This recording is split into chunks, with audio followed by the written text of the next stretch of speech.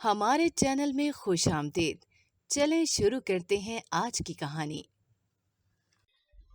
میرا چھوٹا دیور روز مجھے کہتا کہ آج میں آپ کو کہانی سناؤں گا۔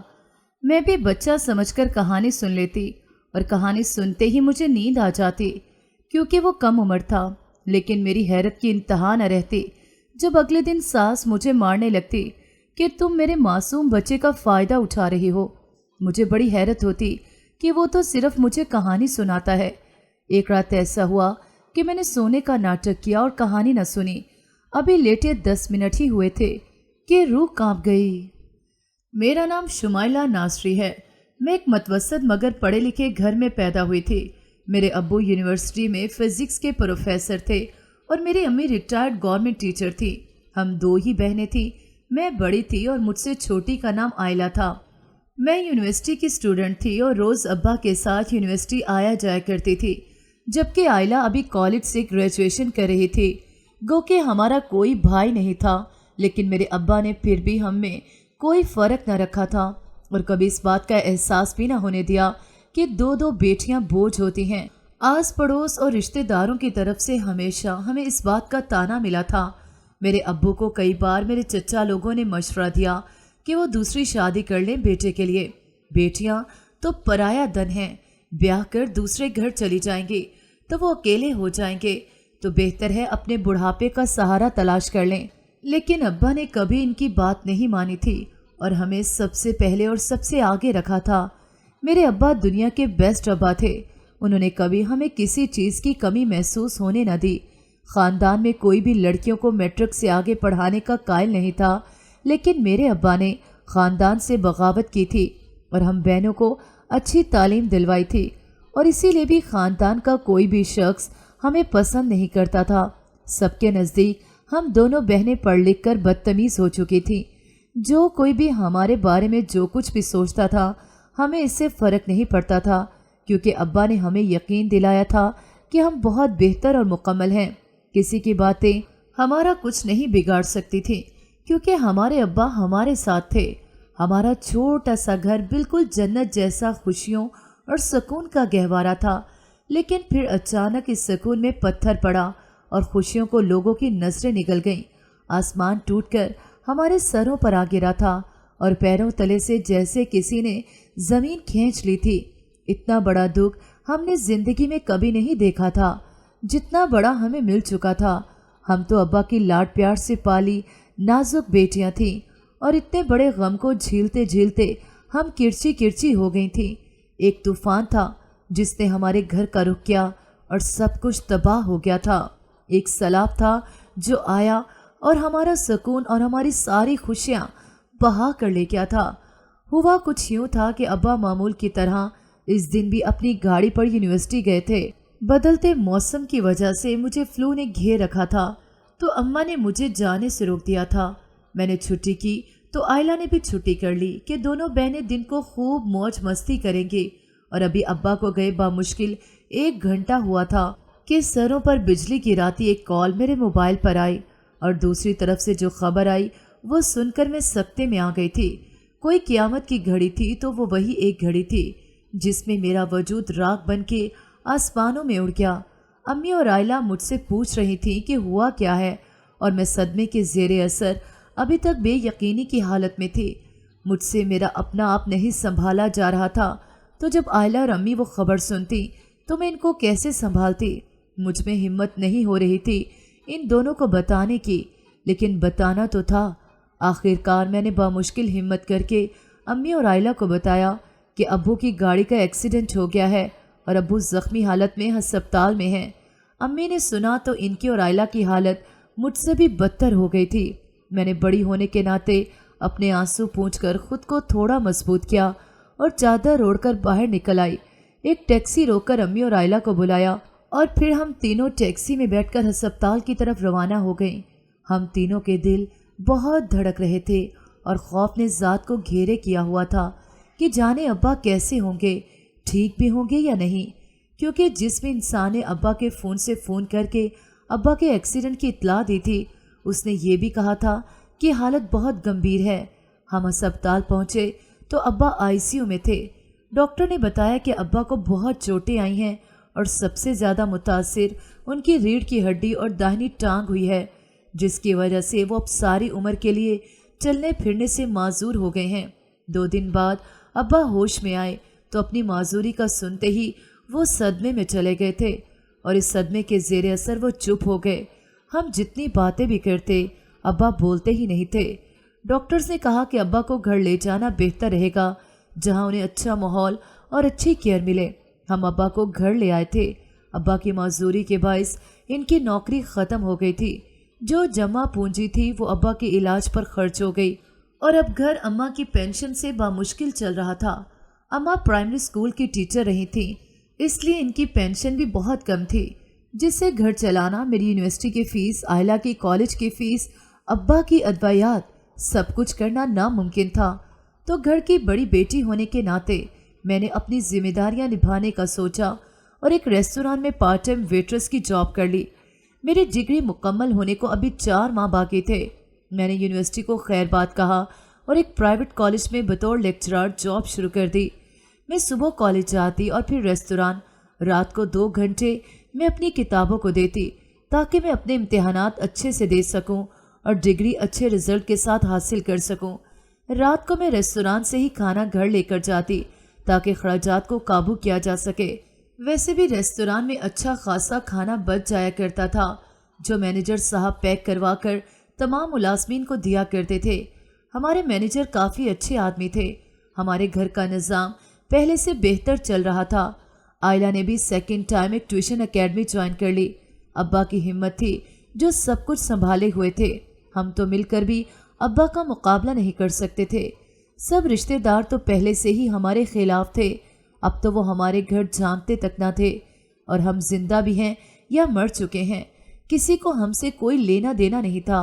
अब्बा जब ठीक थे तो तब कोई ना कोई रिश्तेदार आ ही जाया करता था हमारा हाल अहवाल पूछने और अब्बा के आगे अपना रोना रोकर अब्बा की जेब ढीली करने। लेकिन जब से अब्बा बिस्तर के हुए थे तो अब्बा की तबीयत पूछने भी कोई नहीं आता था, क्योंकि अब हमारे पास इन दोगले रिश्तेदारों को देने के लिए कुछ ना था। वो अपनी जान बचाते कि कहीं हमारी मदद न करनी पड़ जाए। कुछ वक्त गुजरा तो मेरे इम्तिहानात हुए और मुझे डिग्री मिल गई। मैंने किसी बड़ी कंपनी में नौकरी की तलाश शुरू कर दी, लेकिन अच्छे तालीमी रिकॉर्ड के साथ भी मुझे नौकरी मिलकर नहीं दे रही थी। अखबारात में इश्तेहारात देकर इंटरव्यू के लिए जाते जाते 2 माह गुजर गए, लेकिन मुझे नौकरी न मिल सकी। मल्टीनेशनल कंपनियों में जॉब के लिए तालीम के साथ साथ स्टाइलिश होना भी ज़रूरी होता है, और मैं तो पहले ही सादा सी थी। अब्बा की माजूरी के बाद जिम्मेदारियां संभालते संभालते मैं खुद से बेखबर ही हो गई थी। आयला मुझे इतना कहती रहती थी कि मैं ज़रा सी लिपस्टिक लगा ही लिया करूं इंटरव्यू पर जाते हुए, लेकिन 80% बेवकूफ़ों की तरह मुझे भी यही लगता था कि मुझे नौकरी मेरी काबिलियत की बिना पर मिलेगी, जो मिलने से रही थी। जब मैं नौकरी के लिए धक्के खा खा कर थक गई तो अम्मा ने मुझे मज़ीद किसी भी कोशिश से मना कर दिया और मेरी शादी का सोचने लगी। मेरी बात बचपन से ही ताया के बेटे से तय थी। ताया के बेटे का नाम शुएब था और वो पिछले महीने ही लंदन से पढ़ाई मुकम्मल करके वापस आया था। वो MBA करके आया था और वो भी लंदन से, तो उसे हाथों हाथ लिया गया था और एक बड़ी फर्म में नौकरी मिल गई थी। लंदन से आने के बाद वो कई बार अब्बा की हालत पूछने हमारे घर आया था और मुझे वो काफ़ी अच्छा इंसान मालूम होता। अम्मा चाहती थी कि वो जल्द से जल्द मेरे फ़र्ज से सुबुकदोश हो जाएं, क्योंकि ख़ानदान की कई माएँ अपनी बेटियों के लिए शुएब की आस लगाए बैठी थी। अम्मा को ये फिक्र थी कि कहीं शुएब को कोई और लड़की पसंद ना आ जाए, क्योंकि ख़ानदान की सारी लड़कियां एक से बढ़कर एक थीं और कम अज़ कम मुझसे तो बहुत ही ज़्यादा हसीन थीं। मैंने तो खुद की हालत खुद ही ऐसी बना रखी थी कि अगर किसी की गलती से नज़र पड़ जाती तो दूसरी बार देखना कोई गवारा न करता। मुझे भी शुएब पसंद था और आखिर बचपन की मंगनी थी। मैं जानती थी मेरी शादी उससे होनी है जो मेरे मरहूम दादा जान ने तय की थी, और इसी वजह से मैं दिल में इसी के लिए नरम गोशा रखती थी। लेकिन फिर एकदम सारी उम्मीदें टूट गईं। किस्मत ने एक बार फिर मेरे साथ खेल खेला और मेरे दिल में पिनपती आरज़ू का गला घोंट डाला था। हुआ कुछ यूँ कि अम्मी कई दिन तक ताया जान और ताई का इंतज़ार करती रहीं कि वो आकर रिश्ते की बात करेंगे, और बरसों पहले तय किए गए रिश्ते को बाकायदा कोई नाम देंगे। लेकिन काफ़ी दिन तक इंतज़ार करने के बाद भी ताया जान और ताई जान की तरफ से कोई सिग्नल ना मिला था। और फिर सुना कि ताई जान शुएब के लिए लड़कियां देखती फिर रही हैं। मैंने सुना तो मुझे बुरा लगा, लेकिन अगले पल मैं अपने आंसू पोंछकर पुरसुकून हो गई थी। लेकिन अम्मा को बेचैनी लग गई थी। अब्बा ने सुना तो अब्बा को भी बहुत बुरा लगा। ताया जान ने खुद अब्बा से कहा था कि वो अपने बेटे की शादी मुझसे करवाएंगे। इसीलिए तो जब शुएब लंदन जा रहा था तो अब्बा ने एक भारी रकम दी थी, क्योंकि अब्बा को कहा गया था कि शुएब अब्बा का ही दामाद है, वो पढ़ लिख लेगा तो अच्छी नौकरी हासिल कर लेगा, और अगर अच्छी नौकरी होगी तो मैं ही खुश रहूंगी। अब्बा ने मेरी खुशी की खातिर अपनी सारी सेविंग दे दी थी। लेकिन अब ताया जान और ताई जान मुनकिर हो चुके थे। उनका बेटा अच्छा कमाने वाला हो गया, इसीलिए वो अब सबको पाँव की जूती तले रख रहे थे। मैंने अम्मा अब्बा से कह दिया कि इस बात को यहीं छोड़ दिया जाए। अगर शुएब की और मेरी शादी नहीं हो सकती तो ये कोई इतना बड़ा मसला भी नहीं। खुदा ने मेरे लिए भी कोई ना कोई बना रखा होगा। लेकिन वो भी आखिर माँ बाप थे, इतनी जल्दी हार मान सकते थे और ना ही मुतमईन हो सकते थे। सो अगले दिन जब मैं कॉलेज पढ़ाने चले गई तो उन्होंने आयला को साथ लिया और ताया जान के घर जा पहुँचे। कॉलेज के बाद मैं होटल चली जाया करती थी, इसीलिए वापसी देर रात ही होती थी। लेकिन मैं जब भी आती थी तो अम्मा अब्बा के कमरे की बत्ती जल रही होती थी, क्योंकि अम्मा जाग रही होती थी। और फिर अम्मा और आयला मेरे साथ मेरा लाया हुआ खाना खाती थी, जबकि अब्बा का परहेजी खाना उन्हें पहले ही खिलाकर दवाई दे दी जाती थी। अम्मा और अब्बा सो जाते थे, लेकिन आज अम्मा अब्बा के कमरे की बत्ती बंद थी और दरवाज़ा भी बंद था। घर की फ़ज़ा में अजीब यासियत सी थी। मैं पैक किया हुआ खाना किचन में रखकर कमरे में आई तो आयला को बेचैनी से कमरे में टहलते पाया था। मुझे देखकर वो रुक गई। उसके गालों पर आंसू थे, जिनको उसने सख्ती से साफ किया और मुझे पानी का गिलास दिया। पानी पीकर मैंने उसे अपने पास बिठाया और पूछा कि क्या हुआ है, तो वो बात को टाल गई। लेकिन मैं समझ चुकी थी कि कुछ ना कुछ गड़बड़ ज़रूर हुई है, वरना रोज़ मुझे आयला हंसती हुई मिलती थी। मेरे पूछने पर आयला ने बताया कि वो आज शाम को अम्मा और अब्बा के साथ ताया जान के घर गई थी। अम्मा का ख्याल था कि वो खुद ही ताया जान और ताई जान से बात करेंगी तो वो ज़रूर मान जाएंगी। लेकिन ताई जान ने तो ज़रा बराबर लिहाज न रखा और अम्मी अब्बा को बहुत बेइज्जत करके अपने घर से निकाला था। इतनी बेइज्जती पर अब्बा की तो तबीयत ख़राब हो गई थी। तो जब वो ताई जान के घर से निकल रहे थे तो शुएब कहीं से आ रहा था, तो वहीं अब्बा को हस्पताल लेकर गया था और उसी ने घर भी छोड़ा था। अम्मी भी बहुत ज़्यादा दिल बर्दाश्ता हो गई थी, इसीलिए उन्हें खाना भी नहीं खाया और लेट गई थी। मेरी अपनी भूख ये सब सुनकर उठ चुकी थी। सबसे ज़्यादा दुख अपने ही देते हैं और हमारे अपने तो बहुत जालिम निकले थे। मुझे शुएब में अब कोई दिलचस्पी नहीं रही थी और ताई जान तो थी ही बदतमीज़ औरत। इनके लिए तो दिल में नफ़रत भर गई थी। मैंने अपने चेहरे पर ज़बरदस्ती की मुस्कुराहट लाकर आयला को मुतमईन किया और चेंज करके खाना कमरे में ही ले आई और फिर हम दोनों ने खाना खाया। मैं अपनी वजह से अपनों को दुख नहीं देना चाहती थी। सुबह मैंने कॉलेज से छुट्टी कर ली, क्योंकि आज फिर मुझे एक इंटरव्यू के लिए जाना था और मुझे कभी यकीन था कि आज मुझे जॉब मिल ही जाएगी। मैं जहाँ इंटरव्यू के लिए गई वहाँ 50 और लड़कियाँ मौजूद थीं, जिन्हें देखकर मेरी उम्मीद टूट गई थी। लेकिन जब मैं इस ऑफिस के बॉस से मिली तो मैं काफ़ी रिलैक्स हो गई थी, क्योंकि बॉस काफ़ी हंसमुख और फ्रेंडली था और मेरी ही उम्र का था तकरीबन। मुझे हैरानगी हुई कि वो इतनी सी उम्र में कैसे इतनी बड़ी कंपनी का मालिक बन गया। इसने मुझसे चंद सवालात किए। वो पहली ही मुलाकात में काफ़ी अच्छा इंसान मालूम हुआ था मुझे जॉब मिल गई थी और सैलरी भी काफ़ी पुरकशिश थी। मैं वापसी पर मिठाई का डब्बा लेकर घर पहुंची तो वहाँ शुएब पहले से मौजूद था। वो अब्बा की तीमारदारी करने आया था। इसने मुझे सलाम किया था, लेकिन उसे देखकर मुझे आज बहुत गुस्सा आया था। मैं बिना उसके सलाम का जवाब दिए अपने कमरे में आ गई। थोड़ी देर बाद जब वो चला गया तो अम्मा मेरे पास आईं। उन्होंने बताया कि शुएब आज वो पैसे वापस करने आया था जो लंदन जाते हुए उसे अब्बा ने दिए थे। अम्मा बहुत खुश थीं, क्योंकि शुएब आज वादा करके गया था कि वो अपने माँ बाप को मनाकर बहुत जल्द मेरा रिश्ता लेकर आएगा, और उसने ये भी कहा था कि उसके माँ बाप जो भी कहें वो शादी सिर्फ मुझसे करेगा, क्योंकि उससे मैं बहुत पसंद हूँ। अम्मा उसके दिलासों से बहुत खुश हो गईं, लेकिन मुझे ना शुएब और ना ही शुएब के दिलासों में दिलचस्पी थी। میں نے اماں کو اپنی نوکری کی خبر سنائی اور ان کا منہ میٹھا کروایا، لیکن میری ماں میری جاب سے زیادہ شعیب کے آنے سے خوش تھیں۔ میں نے اماں کی بات پر زیادہ توجہ نہیں دی کیونکہ میں جانتی تھی کہ شعیب اور میری شادی کبھی نہیں ہو سکتی تھی۔ میں نے اگلے دن آفس جوائن کر لیا اور پوری لگن سے اپنا کام کرنے لگی تھی۔ آفس کا ماحول بھی کافی دوستانہ تھا اور بوس تو تھا ہی اچھا۔ تھوڑے ہی عرصے میں کافی اچھے سے ایڈجسٹ ہو گئی تھی اور شعیب ابھی تک اپنے ماں باپ کو منا کر لانے میں ناکام تھا۔ میں لاشعوری طور پر اس کی منتظر تھی۔ مجھے کام کرتے 3 ماہ ہو چکے تھے اور اسی دوران آئلہ کا رشتہ آیا تھا۔ آئلہ کے ساتھ ہی لڑکے نے گریجویشن کی تھی اور اپنے ماں باپ کا اکلوتا بیٹا تھا۔ اچھی نوکری پر تھا اور متوسط گھرانے سے تھا، اور سب سے بڑھ کر وہ اور آئلہ ایک دوسرے کو پسند کرتے تھے۔ امی ابا چاہتے تھے کہ پہلے میری شادی ہو، لیکن اس کا بھی دور دور تک امکان نہیں تھا، تو میں نے اماں ابا کو آئلہ کی شادی کے لیے منا لیا اور پھر آئلہ کی شادی میں نے بہت دھوم دھام سے کی۔ آئلہ کی شادی ہوئے ابھی کچھ ماہ ہی ہوئے تھے کہ اچانک کچھ عجیب ہوا، اتنا عجیب جس کی میں نے کبھی توقع نہیں کی تھی۔ میرے باس آریان قریشی نے مجھے پرپوز کر دیا۔ اسے میری سادگی سے محبت ہو گئی تھی اور اب وہ مجھ سے شادی کرنا چاہتا تھا۔ مجھے کبھی نہ کبھی شادی تو کرنی ہی تھی، سو میں نے اماں سے بات کر لی۔ اماں بھی شعیب کی طرف سے مایوس ہو چکی تھیں، میرے فرض سے سبکدوش ہونا چاہتی تھیں، اسی لیے وہ بھی مان گئیں، اور یوں آریان قریشی اپنے بھائیوں اور بھابھیوں کے ساتھ میرے گھر میرا رشتہ لے کر آ گیا۔ آریان کے 3 اور بھائی تھے جو شادی شدہ تھے۔ آریان سب سے چھوٹا تھا۔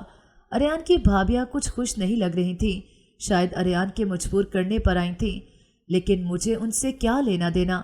آریان مجھ سے محبت کرتا تھا، اتنا کافی تھا۔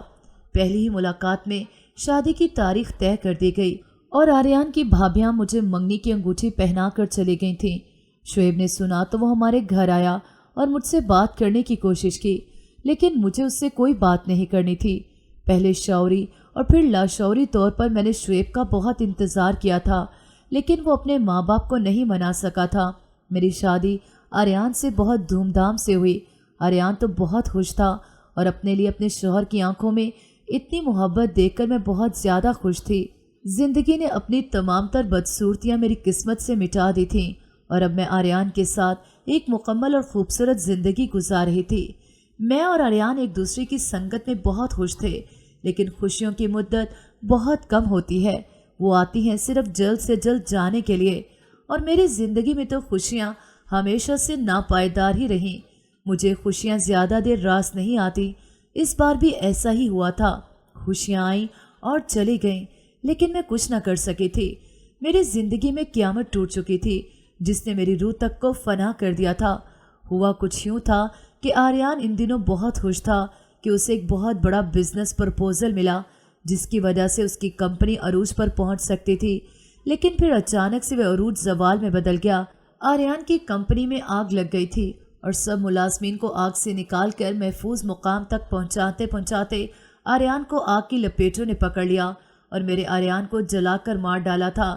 میری تو دنیا ہی اجڑ گئی تھی، میری زندگی سے میرا اپنا نکل گیا تھا، میرا اتنا پیار کرنے والا شوہر چلا گیا اور میں کچھ نہ کر سکی تھی۔ میں اس سے چاہ کر بھی جانے سے نہیں روک پائی تھی، اور آریان کا ابھی کفن بھی میلا نہیں ہوا تھا کہ اس کے بھائیوں اور بھابھیوں نے اپنی اصلیت دکھا دی۔ مجھے میری عدت کے دن بھی نہیں گزارنے دیے اس گھر میں، اور میرے ماں باپ کو بلا کر مجھے نکال باہر کیا تھا۔ آریان کی ساری کمپنی جل چکی تھی، اس لیے میرے پاس آریان کی یادوں کے سوا کچھ بھی نہیں بچا تھا۔ میں خالی ہاتھ واپس اپنے ماں باپ کے گھر آ چکی تھی اور ایک لمبا عرصہ میں صدمے کے زیر اثر رہنے کے بعد زندگی کی طرف لوٹ آئی تھی، جس میں بڑا ہاتھ آئلہ اور اس کے 2 ننھے منھے بچوں کا تھا، اور شعیب بھی میری عدت کے بعد اکثر مجھ سے ملنے آتا تھا۔ اس نے ماں باپ کے فورس کرنے کے باوجود ابھی تک شادی نہیں کی تھی، کیونکہ بقول اس کے اسے صرف مجھ سے محبت تھی اور میرے بعد اسے کوئی بھی اچھی نہیں لگی تھی۔ مجھے اب محبت اور محبت بھری باتوں سے کوئی لینا دینا نہیں تھا، لیکن اماں پھر سے میرا گھر بسا ہوا دیکھنا چاہتی تھیں۔ وہ اکثر مجھے سمجھاتی رہتی تھیں کہ عورت کو مرد کی ضرورت ہمیشہ رہتی ہے، اور میں بھی آخر مان گئی تھی، اور اس بار تو شعیب نے بھی اپنے ماں باپ کو منا کر رکھا ہوا تھا، یا شاید وہ مجبور ہو گئے تھے۔ شعیب کی ضد کے آگے اور میرے لیے رشتہ لے آئے تھے۔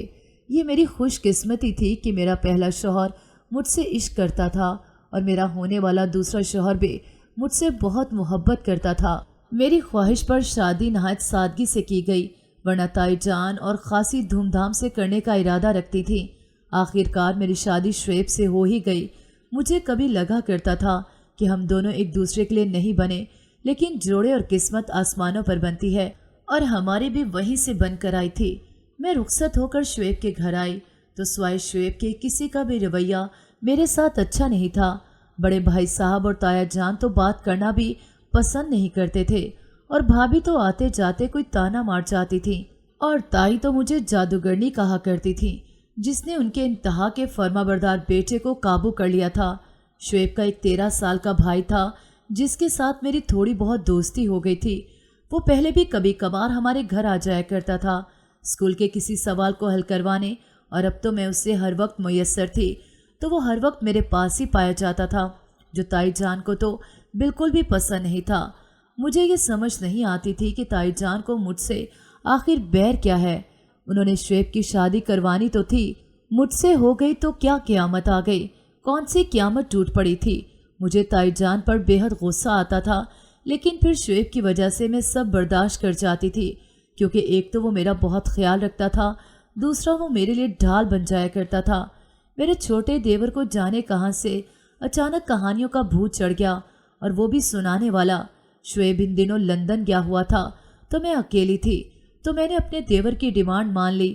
وہ روز جانے کہاں سے کہانیاں سن کر آتا اور پھر میرے پاس لیٹ کر مجھے کہانیاں سنانے لگتا۔ وہ چھوٹا تھا، بچہ تھا، میرے لیے میری اولاد کی طرح تھا، اس لیے میں اس سے بہت محبت سے پیش آتی تھی اور اس کی کہانی سن لیا کرتی تھی، اور جیسے جیسے وہ کہانی سناتا جاتا مجھے نیند آتی جاتی تھی اور میں سو جاتی تھی۔ پہلی بار جب میرا دیور مجھے کہانی سنانے کے لیے میرے پاس آیا تو میں نے بھی بچہ سمجھ کر اسے اپنے پاس سلا دیا، اور اس کی کہانی سنتے سنتے خود بھی سو گئی۔ اور جب اگلی صبح اٹھی تو باہر تائی جان کے شور شرابے کی آواز آ رہی تھی۔ میں اٹھ کر دیکھنے باہر آئی کہ کیا ہوا ہے، تو تائی جان اپنے تخت پر برا جمع میرا نام لے لے کر مجھے کوس رہی تھیں، اور پھر مجھے دیکھتے ہی اٹھ کھڑی ہوئیں اور مجھے بالوں سے پکڑ کر پٹکنے لگیں۔ میرے سر پر زخم آیا، لیکن مجھے حیرانی ان کی بات پر ہوئی جو مجھے مارتے ہوئے کہہ رہی تھیں کہ میں ان کے بیٹے کا فائدہ اٹھا رہی ہوں۔ مجھے سمجھ نہ آئی کہ وہ یہ بات کس سینس میں کر رہی تھی۔ مجھے چوٹ تو لگی تھی، لیکن میں نے نہ ہی شعیب کو بتایا اور نہ ہی اپنے ماں باپ کو، کیونکہ میں نہیں چاہتی تھی شعیب اپنی ماں سے بدگمان ہو، اور میرے ماں باپ پہلے ہی میری وجہ سے کافی تکلیفیں سہ چکے تھے، مزید کوئی تکلیف نہیں دینا چاہتی تھی۔ اور ویسے بھی آئلہ کے شوہر کی پرموشن ہوئی تھی تو انہیں ڈیفینس میں بنگلہ بھی مل گیا تھا، اور وہ امی ابو کو بھی اپنے ساتھ لے گئی تھی۔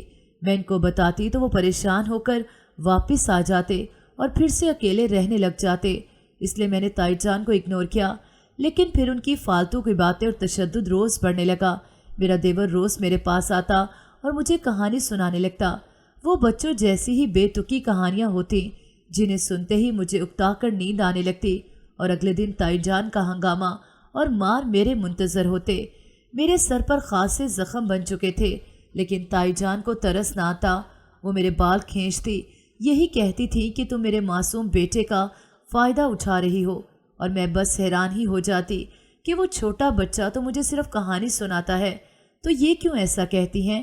میں نے فیصلہ کیا کہ میں پتہ چلاؤں گی کہ تائی جان ایسا کیوں کہتی ہیں، آخر معاملہ ہے ہی کیا۔ تو اس رات بھی جب میرا دیور میرے پاس آیا اور کہا کہ وہ مجھے کہانی سنائے گا تو میں نے مسکراتے ہوئے اسے اپنے پاس لٹا دیا۔ وہ کہانی سنانے لگا تو میں جھوٹ موٹ کی آنکھیں بند کر کے لیٹ گئی، لیکن آج میں سوئی نہیں تھی، باوجود اس کے بھی کہ مجھے سخت نیند آ رہی تھی۔ میں آنکھیں بند کیے لیٹی تھی، لیکن میرا دھیان کہانی کی طرف نہیں تھا، بلکہ میں تو اپنی ساس کی فطوری دماغ میں بنتے منصوبے جات کو سمجھنے کی کوشش کر رہی تھی جو سمجھ سے باہر تھے۔ ابھی مجھے لیٹے ہوئے 10 منٹ ہی ہوئے تھے کہ میں نے آہستہ سے اپنی آنکھیں کھول دیں، اور یہ دیکھ کر میری روح تک کام گئی کہ میرا دیور میرے پاؤں کے پاس بیٹھا ہوا تھا اور اس کی آنکھیں بہت عجیب سی ہو رہی تھیں۔ اس نے اپنی شرٹ اتاری ہوئی تھی، اور اسی وقت مجھے محسوس ہوا کہیں سے کمرے کا فلش آن ہوا تھا، اور پھر میرا دیور بے ہوش ہو کر بیڈ سے نیچے جا گرا تھا۔ میں سوتی ہی بنی رہی جب پردے کے پیچھے سے بھابھی اور تائی جان نکلی۔ تائی جان نے اپنے بیٹے کو سینے سے لگا لیا اور بھابھی سے کہا کہ اس لڑکی کو اپنے بیٹے کی زندگی سے نکالنے کے لیے مجھے اپنے معصوم سے بیٹے کا بھی استعمال کرنا پڑ رہا ہے۔ شعیب 2 دن بعد آ رہا ہے، تم اسے یہ کچھ تصویریں دکھا دینا اور خود ہی اسے گھر سے نکال دے گا، اور میں ویسے بھی کل اپنے چھوٹے بیٹے کو بورڈنگ بھیج رہی ہوں۔ تائی نے کتنی گہری اور گندی پلاننگ کی تھی مجھے شعیب کی زندگی سے نکالنے کے لیے کہ سن کر ہی میرے رونگٹے کھڑے ہو گئے تھے۔ اس کام کے لیے وہ اپنے چھوٹے سے بیٹے کو بھی نشہ دے کر میرے ساتھ بٹھا کر تصویریں بنا رہی تھی۔ وہ کیسی عورت اور ماں تھی کہ ان پر تھوکنے کو دل کر رہا تھا۔ اگلے دن تائی نے مجھے مارنا چاہا تو میں نے ان کو ہی دھکا دے کر دیوار کے ساتھ دے مارا اور شعیب کو فون کر کے سب بتا دیا اور کہہ دیا کہ وہ مجھے چھوڑنا چاہتا ہے تو چھوڑ دے۔ تائی نے بھی شعیب کو خوب بھڑکانے کی کوشش کی اور اگلے دن شعیب کا فون آیا کہ اس نے پاکستان آنے کا ارادہ ملتوی کر دیا ہے اور ساتھ ہی اس نے میرے لیے ویزا بھیج کر مجھے بھی اپنے پاس بلا لیا تھا اور اپنے گھر والوں کے اس گندے کھیل پر ان سے ہمیشہ کے لیے قطع تعلقی کر لی تھی۔ ایک لمبے عرصے بعد پھر سے میری زندگی میں خوشیاں لوٹ آئی تھیں کیونکہ میرا شوہر مجھ پر اعتبار کرتا تھا اور میں واقعی خوش قسمت تھی جو جیون ساتھی کی صورت میں دونوں بار مجھے ہیرے شخص ملے تھے۔ اگر آپ کو ہماری آج کی کہانی پسند آئی ہو تو ویڈیو کو لائک کیجیے، کمنٹ سیکشن میں اپنی قیمتی رائے کا اظہار کیجیے اور ہمارے چینل کتاب کہانی کو سبسکرائب کرنا مت بھولیے۔ ملتے ہیں کل ایک نئی دلچسپ کہانی کے ساتھ۔ اللہ حافظ۔